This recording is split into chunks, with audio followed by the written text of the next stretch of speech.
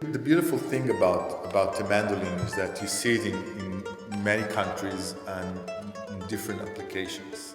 The mandolin is really, as we know it, as an Italian instrument of the 17th century, with an increasing popularity from the 18th century, actually, always in Italy. But actually, it comes from a series of instruments, of pluck string instruments, that are very ancient, from the tar in Iran and the oud in Arabic music, traveling through Europe and then becoming the lute that we know, and a number of other pluck string instruments.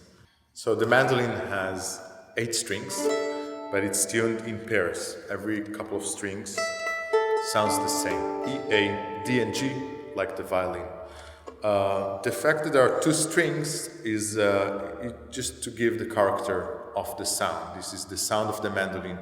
And if I broke now a string and would play only on one A or one E, it would sound thinner, it would sound very thin. But when I play on it, I don't think of it. I pluck both of them at the same time, I press both of them at the same time. So for me as a player, this is not something I think about necessarily while I play.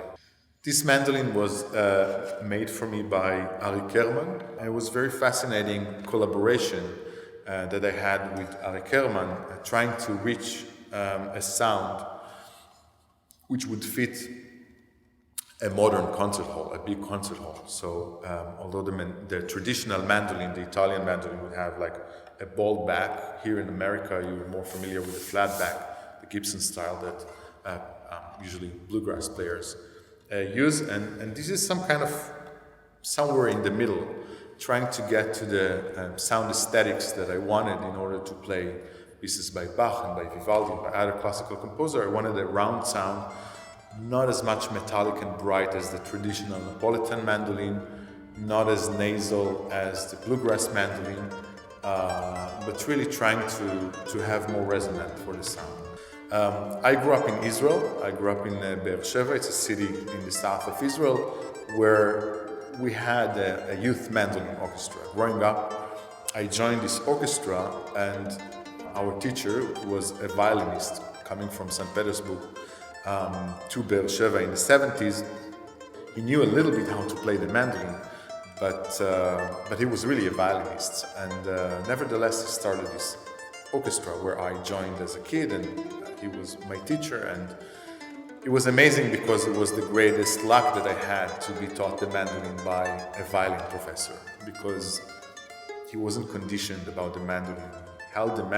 We held the mandolin thinking it's an instrument like all the others. It's not less beautiful, it's not less loud, it's not less capable of emotions and of colors. And we just had to find it ourselves. I remember when I graduated from the Music Academy in Jerusalem, until that point I only had violin teachers because there were no mandolin teachers in Israel.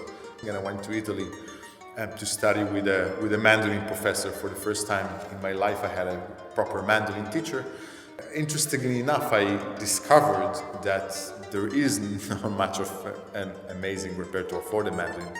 And so the repertoire that I play is combined with arrangements of pieces written for other instruments that I've done all my life. Some pieces which are originally written for the mandolin, and new pieces, new contemporary pieces that I commission every year in order to expand the repertoire, to create actually a critical mass of a good quality, high quality, new repertoire for the mandolin.